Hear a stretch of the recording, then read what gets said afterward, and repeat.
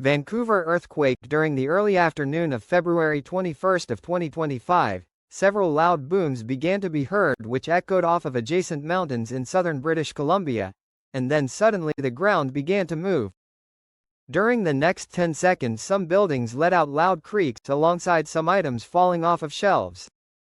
This shaking was subsequently felt not just a few smaller communities northwest of Vancouver, but also across the entirety of Vancouver proper, with ground motion soon eventually being felt across two-thirds of Vancouver Island including in Victoria, and then in parts of the United States towns of Port Angeles, Bellingham, Everett, and Anacortes.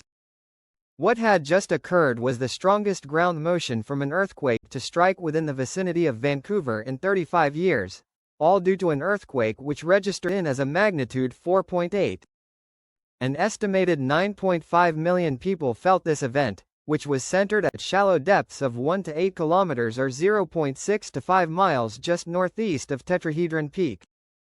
Despite the apparent strength of this earthquake, the fact that the strongest ground motion occurred in an uninhabited patch of mountains meant that no damage or injuries of any kind were reported from this light magnitude event.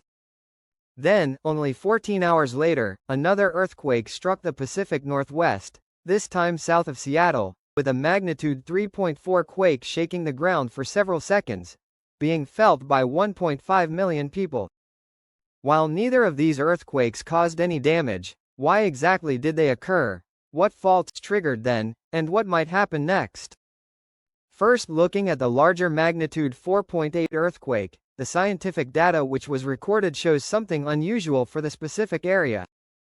It shows that the earthquake occurred on what is known as an oblique left lateral strike oblique reverse fault slip fault. In other words, the fault line which moved was a combination of a strike-slip fault and a reverse fault. The very minor reverse fault component isn't all that unexpected given the regional compression the area is experiencing from tectonic forces, especially related to the Juan de Fuca plate subducting underneath the North American plate to the southwest. What is unusual is the major strike-slip, or horizontal rather than vertical component to the earthquake which struck. It suggests a second source of lesser regional stress, and what do you know, there are a series of known nearby parallel fault lines which have also moved in the same manner. Many but not all regional lakes, streams, and rivers happen to parallel the orientation of these major faults. Take for example the obvious offset in this lake named Glacier Lake. Moving back to the quake epicenter, I was able to spot 4 regional fault lines which appear to have created faint lineaments still visible in the landscape today, presumably because they were geologically recently active. One of these faults happens to be right unnamed fault next to where the quake epicenter occurred, and I was able to trace its exposure to a length of 4,390 meters.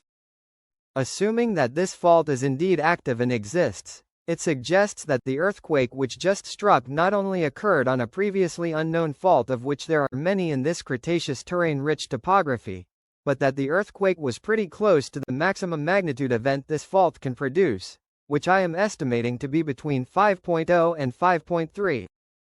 Tacoma Fault Line. As for the latter lesser magnitude earthquake near Seattle, that occurred on a segment of the major Tacoma Fault Line.